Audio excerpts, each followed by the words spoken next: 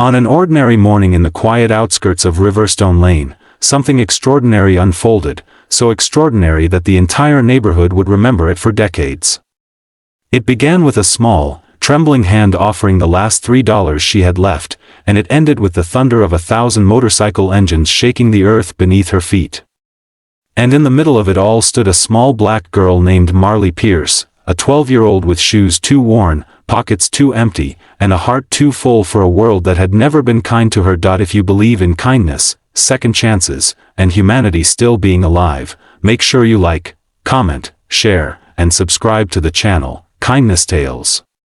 Your support helps stories like this keep shining in a dark world. Marley lived in a weathered, crooked little home with her mother, Nia, who worked double shifts at an old roadside diner just to keep them afloat.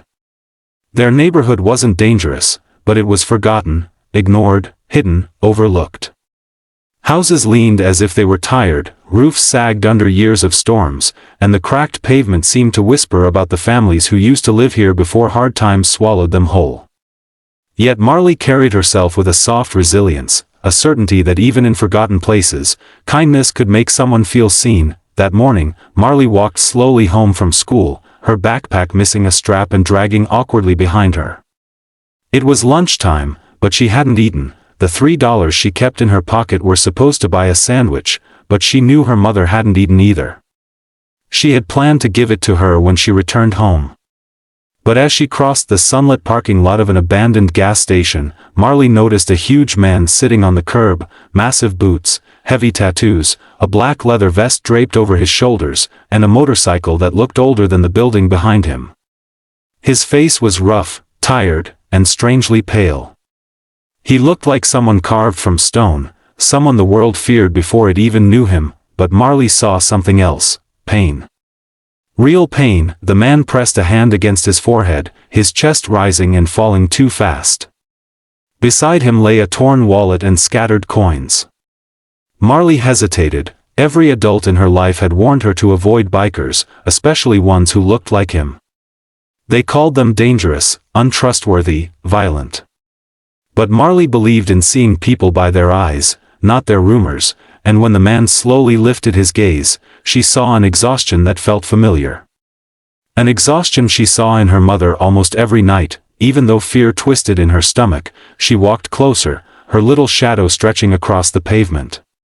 The man barely noticed her at first, but when she held out her trembling hand with the $3 crumpled, his eyes widened. Marley didn't know he was a member of the Hells Angels. She didn't know his name was Garrison Holt, or that he had been wandering for hours looking for help after being robbed the previous night. She only saw someone who needed help more than she did. She placed the money in his palm, whispered that she hoped it helped him get home, and walked away before he could say anything. That tiny act of courage would ripple farther than she could ever imagine. Garrison sat frozen, staring at the girl's retreating figure, thin, small, wearing clothes that didn't fit her right, walking toward a house that looked like it had lost its battle with time. He looked down at the money in his hand, just $3, but to him, it felt like pure gold. He had been helped by people before, but never by a kid, never by someone who clearly needed help more than he did. Something inside him cracked open, something he thought he had buried long ago under years of anger and rough living. When he returned to his biker chapter hours later, the other members noticed something different about him. He wasn't a man known for softness, but his voice shook as he told them what happened. He described the girl, her bravery, her generosity, the state of her home.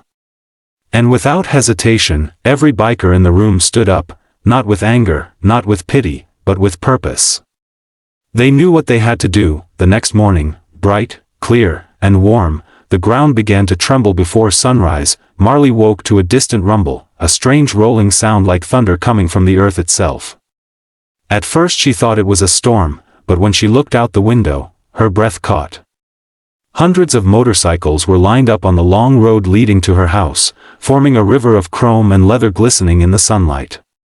And more were still arriving, stretching all the way around the block. Her mother rushed outside, confused, frightened, unsure what was happening.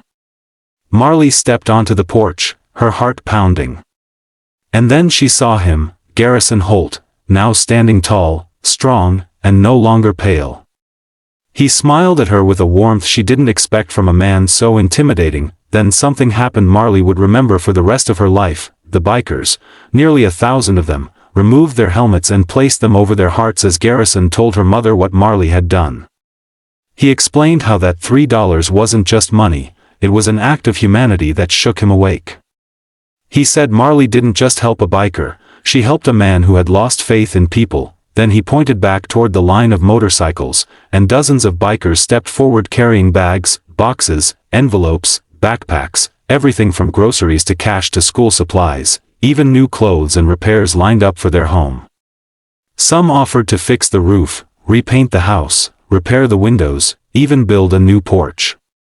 Others brought food, blankets, and a bicycle for Marley. Several bikers handed Nia envelopes thick with cash, nearly bringing her to her knees. Marley stood frozen, tears slipping down her cheeks as she watched the impossible unfold. She no longer felt invisible. She no longer felt forgotten. She felt surrounded by a massive family she never asked for but suddenly had. It wasn't charity, it was respect. A repayment of the silent courage she showed the day before. As the sun climbed higher, the bikers worked side by side, transforming the tired old house into something strong, warm, and safe. They patched walls, lifted beams, paved the driveway, installed a new door, and built a small garden bed where Marley could plant flowers. They filled the kitchen with fresh food, replaced appliances that no longer worked, and even repaired the old telephone line. The neighborhood kids gathered on sidewalks, stunned, watching legendary bikers kneel in the dirt to fix a poor family's home. Marley's school principal later admitted he cried when he heard what happened. Garrison knelt in front of Marley near the end, his voice low, telling her that she reminded him of the daughter he lost years ago. He said that when she helped him, it felt like life was giving him a second chance, to feel something good, something pure. Marley placed her small hand on his shoulder, and for the first time in years, the hardened biker let tears fall freely. Hours passed, and by sunset the small home no longer looked like a forgotten house at the end of a tired street. It stood proudly, a symbol of community, gratitude, and the strange magic of kindness. When the bikers finally prepared to leave, Marley asked Garrison why so many came. He simply told her, because kindness is louder than fear.